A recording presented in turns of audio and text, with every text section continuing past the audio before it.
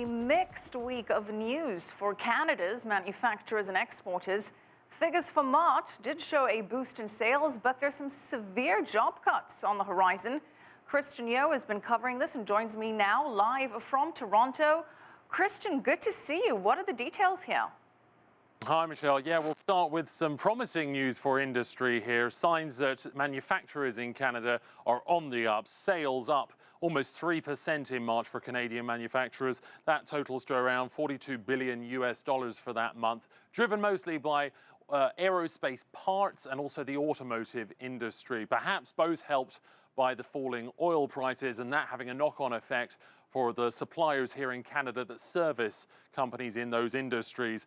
Also could have been helped, aside from oil prices, by a weaker Canadian dollar. A couple of years ago, the loonie, as they call it here, was at parity with the US dollar. Now it's at about 83 US cents. Now that helps production lines and exporters here in Canada look more attractive and competitive on the world markets.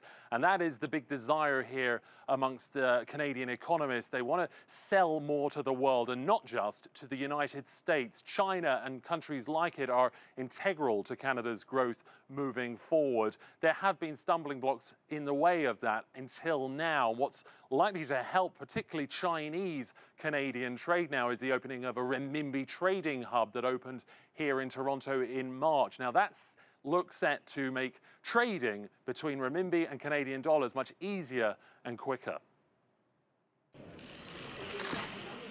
The Canadian government says Chinese trade is vital to Canada's future growth. Companies here have been encouraged to do more business with China. However, accepting Chinese payments in the form of renminbi or RMB has been a challenge.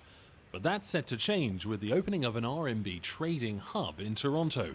It aims to make payments from China to Canada easier, faster and cheaper. For Canadian companies, there was never a way to directly convert renminbi to Canadian dollars. It would have to be converted to US dollars first and then to Canadian currency. That adds time and cost to the process. With the renminbi trading hub, Canadians can accept and hold renminbi directly, eliminating the need for the US dollar. Lord Cultural Resources is a company that helps develop museums around the world. Having worked extensively for Chinese clients, it's keen to see the payment process streamlined. It should mean, as far as we understand now, that our clients can pay us directly in RMB, and we can then collect in Canadian dollars from this RMB center. If that works, then it will simplify our life a great deal. Similar trading hubs have been running in Europe and Asia for several years, allowing companies there to appeal more directly to Chinese clients. Canada is playing catch-up. Our competitors in Australia, in London, South Korea, France, Germany, they're already looking at RMB solutions, right? They're already denominating contracts with their Chinese customers in renminbi. It makes life a lot easier for the Chinese customer. And so it means that our SMEs in Canada, they need to be prepared to essentially offer the same terms as their competitors in other countries to remain competitive. The payoff, the hub's expected to bring around $25 billion of extra trade to Canada over 10 years. Energy, raw materials, we are a big provider of that. And that is one area where they can invest in Canada. And again, this does help facilitate that as well, this renminbi trading hub.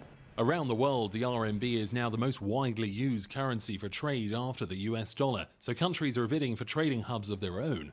For now, Toronto is the only hub of its kind in the Americas. And analysts say Canadian companies should cash in on this head start whilst they can.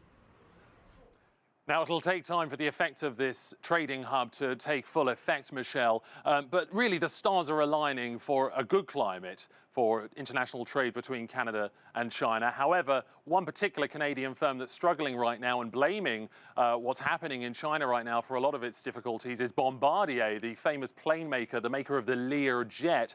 It's just announced 1,750 job cuts across Toronto, Montreal and Belfast, citing slowing demand in China as well as Russia and Latin America for a contraction in its operations. So not so necessarily a certain promising time for manufacturers, particularly uncertain for the aerospace industry. Michelle. Yeah, some mixed signals there. All right, thank you so much. Kristiaan Yeo live for us in Toronto.